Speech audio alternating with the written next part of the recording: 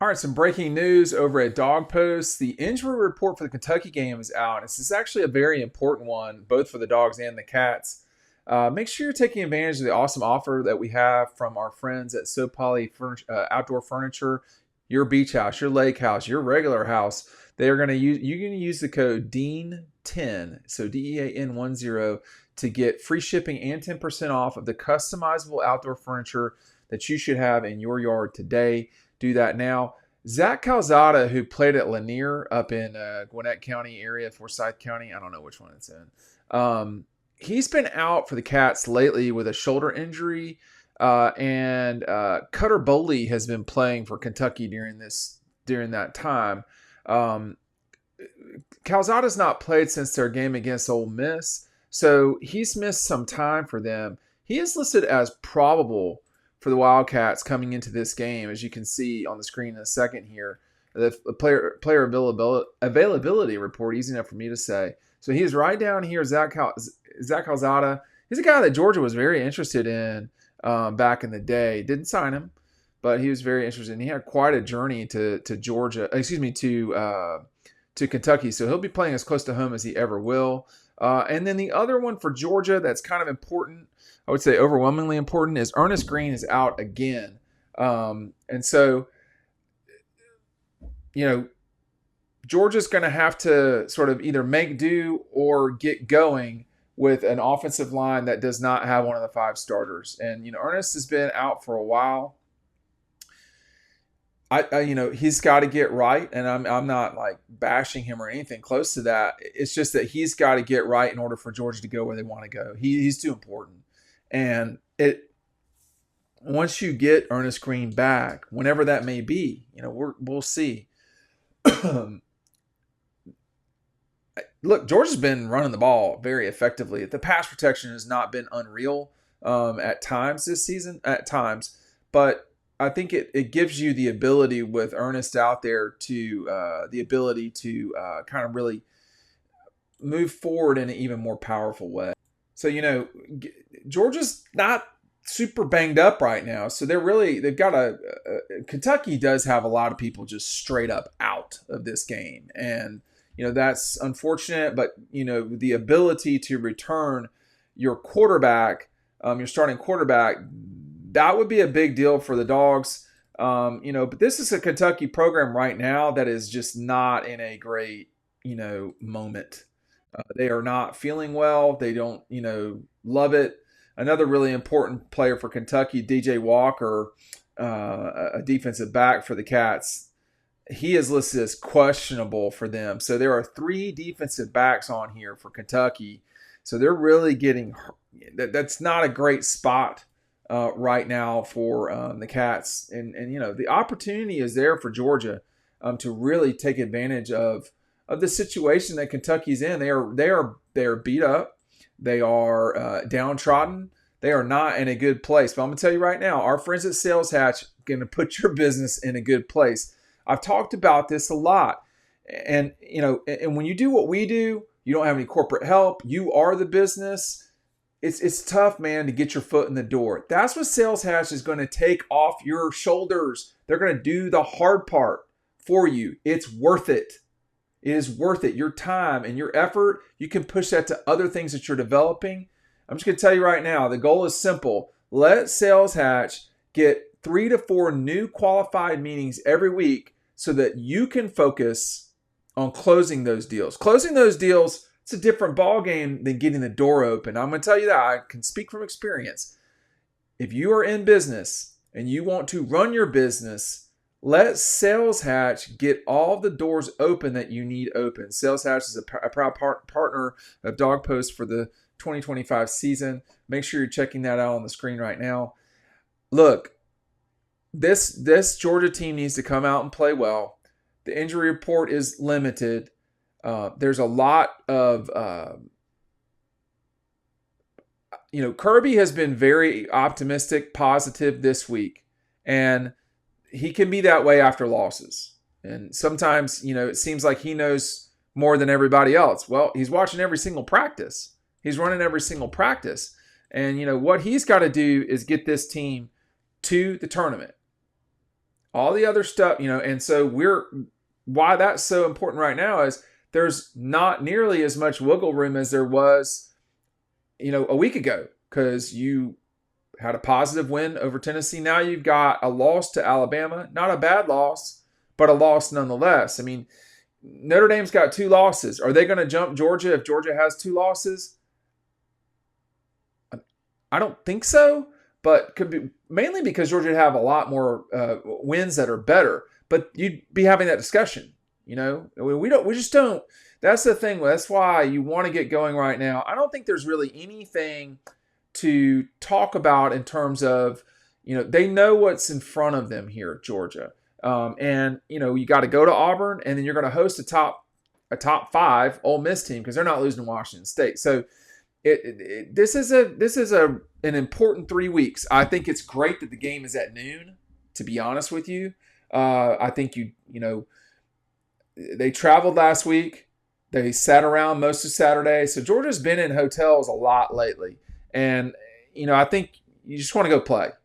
They need, they need to get that taste out of their mouth from Saturday night, where they lost a game that they probably should have won.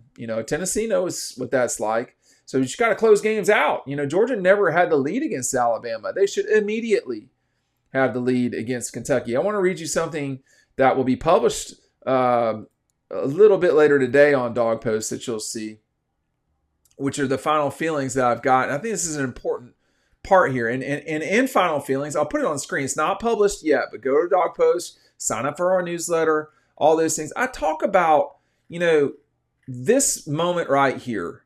Now, if you don't know who that is, the guy on the left is Keelan Johnson, who was a defensive back from Florida. And the guy in the middle there is the Super Bowl winning quarterback, Matthew Stafford. This was after Georgia's 20-17 win over Vanderbilt. And this team now is reminding me a little bit, now not a ton, of the same team in 2007, which was choppy. They had a big road win at Alabama, actually, in overtime with their backs against the wall. They went to Tennessee, did not play well, lost to South Carolina in just a gutty performance from Carolina for sure. But that Georgia team, they really saved their season in Nashville. And this was a younger bunch. I mean, Matthew was a sophomore. Noshawn was a true redshirt freshman.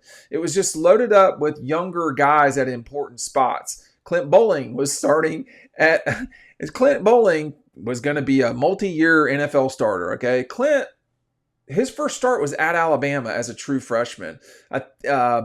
Someone else going to have to help me with that offensive line was young.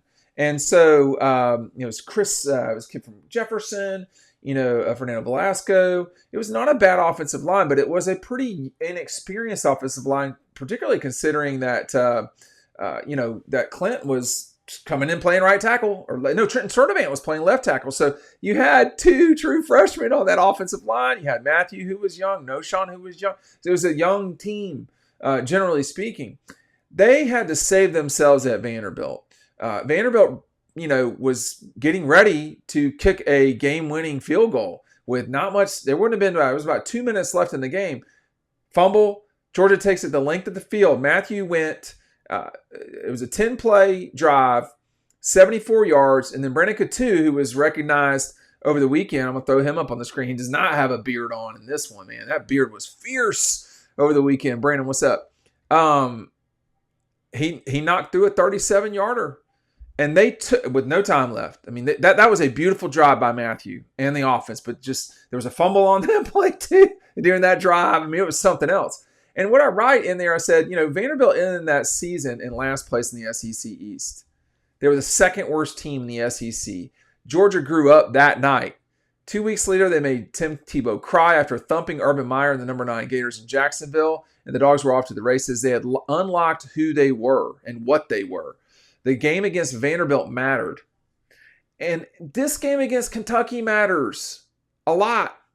And it matters because it's the game you're playing. But you're at home. You have an opportunity to deal with Kentucky and get an extra 8 hours of time to recuperate and recover. There's no, late night.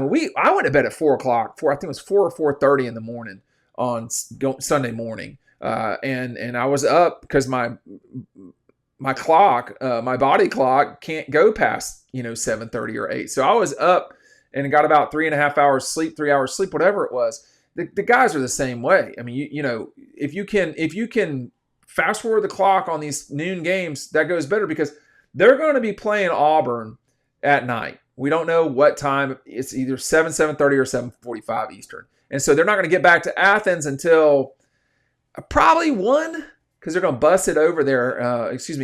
Yeah, they'll bus back for sure. Well, I say for sure. I don't know that that's true. But, they can just get in the bus and go, and they won't stop. So, if you don't stop, that can save you a fair amount of time. Probably if you don't stop, it'd probably take you 2.5 hours to get back from Auburn. So not that late in the grand scheme of things. If you leave at 11, you'd get back before 2. So it's just one of those things where it's important to get this game done quick, get off the field, and get ready for a 2-week period that really will matter for Georgia's season. They really will matter. They should win all 3 of these games. They should. But they got to go do it. And it's not, that's the hard part, is actually going to do it. But I do think the other thing is too, they've got to start playing better at the beginning of these games. And y'all know that. Georgia's trailed at the half 9 of the last 14 games against Power 4 teams. The Kentucky game last year, Alabama, Florida, Mississippi, Georgia Tech, Texas and Atlanta, and then Notre Dame, as well as Alabama and Texas this season. They've only had the lead against Clemson, Auburn, Mississippi State, and Texas. That's it. It's not good enough. They were tied against Tennessee last year in Athens. So there's some of it's that they're playing better teams. I mean, I don't know if Tennessee and Alabama are playoff teams. They look like it. Tennessee does. So, so that would mean that of the teams I just discussed, Clemson was a playoff team. Texas was a playoff team. They played them twice, and Notre Dame. So there's a lot of really good teams in there. Ole Miss should have been a playoff team. They weren't. Whatever. It is what it is. So, they played some pretty good teams of late, but still. And, Kirby, I think the number is 18 and 15 when trailing at the half. So that's a lot more of a dice roll than what you're used to. Let's see how Georgia starts. This game matters a lot. Let's see what happens with Calzada. Looks like Ernest Green is out. Thanks for watching.